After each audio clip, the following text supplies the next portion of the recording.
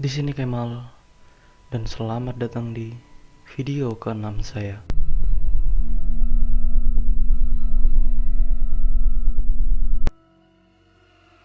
Pada video kali ini, kita akan membahas soal mereka yang tak terungkap bagian pertama. Buat kalian yang belum subscribe, buruan subscribe. Karena subscribe itu gratis. Jadi pada bagian pertama ini kita akan membahas soal kasus Setiabudi 13.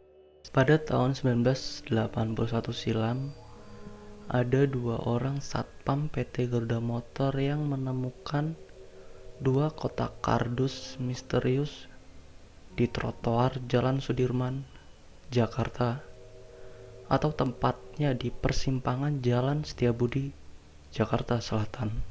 Awalnya dua orang satpam ini mengira kalau kardus ini berisi sampah biasa. Namun ternyata lama-lama mulai muncul bau busuk dan anyir dari kardus ini. Mereka pun penasaran dan sempat berniat untuk membuka agar tahu apa isi dari kardus ini. Namun karena mereka khawatir jikalau ini akan menjadi bumerang dan senjata makan Tuhan, akhirnya mereka pun memilih untuk melapor kepada polisi. Kebetulan pada waktu itu di ujung persimpangan jalan ada polisi yang sedang bertugas mengatur lalu lintas. Dua orang satpam ini pun melaporkan bahwa mereka menemukan dua kotak kardus misterius yang berbau anyir dan busuk. Namun karena saat itu lalu lintas sedang padat-padatnya, polisi pun lebih memilih untuk memprioritaskan mengatur lalu lintas terlebih dahulu. Naasnya, ada dua orang gelandangan yang tidak sengaja membuka kardus tersebut, dan isinya adalah sesuatu yang tidak bisa dilupakan seumur hidup mereka. Awalnya mereka melihat kepala manusia dan 12 potongan tulang, dan di kardus yang lain berisikan 180 potongan daging dan isi perut manusia. Kasus ini benar-benar menggemparkan Indonesia pada saat itu. Apalagi mutilasi bukanlah sesuatu yang populer di kalangan masyarakat. Kasus ini diyakini sebagai kasus mutilasi pertama yang mencuat ke publik. Dan pada saat itu media mengekspos kasus ini besar-besaran.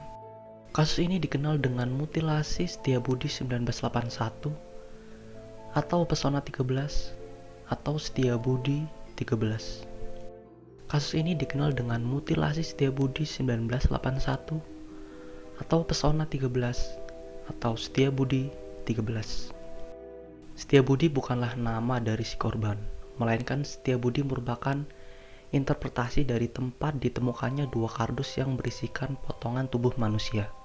Dan 13 merupakan interpretasi dari salah satu kardus yang berisikan 13 potongan tubuh. Potongan-potongan tubuh tersebut pun segera dibawa ke RSCM atau Rumah Sakit Cipto Mangunkusumo untuk segera diotopsi. Pada saat itu, yang mengotopsi adalah Dr. Munim Idris. Jadi Dr. Munim Idris merupakan dokter ahli forensik yang terkenal pada masanya.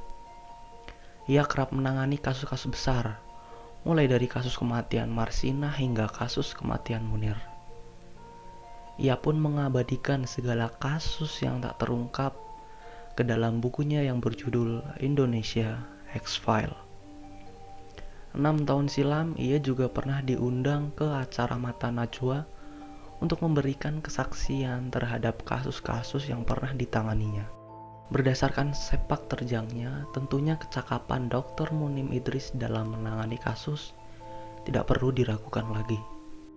Dalam pemeriksaannya, ternyata Dr. Munim berhasil menyusun potongan tubuh ini menjadi jasad yang nyaris utuh.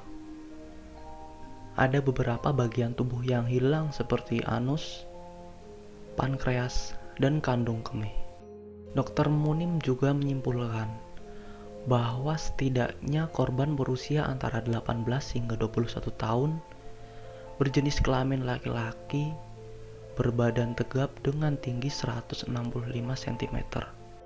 Diidentifikasi juga korban memiliki penyakit phimosis atau penyempitan lubang saluran urin.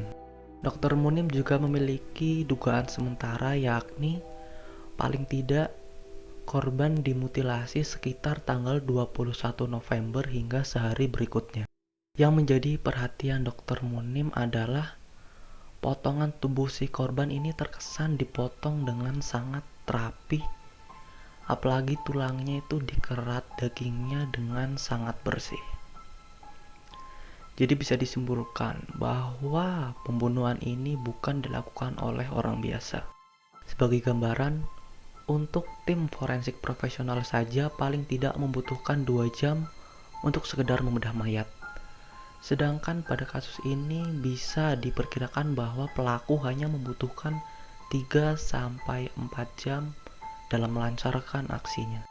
Jadi bisa diduga bahwa pelaku pembunuhan ini paling tidak berjumlah lebih dari 2 orang, mengingat betapa rapinya potongan tubuh si korban ini.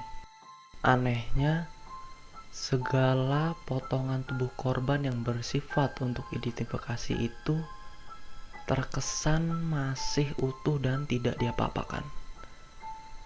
Padahal seperti yang kita ketahui ya, dalam kebanyakan kasus pembunuhan, terkadang pelaku itu menghilangkan atau menghancurkan bagian tubuh yang bersifat untuk identifikasi. Misalnya saja wajah atau sidik jari. Namun untuk kasus ini, segala bagian tubuh korban yang bersifat untuk identifikasi justru menjadi salah satu bagian potongan yang masih utuh. Dan bagian tubuh ini juga terkesan tidak diapa-apakan.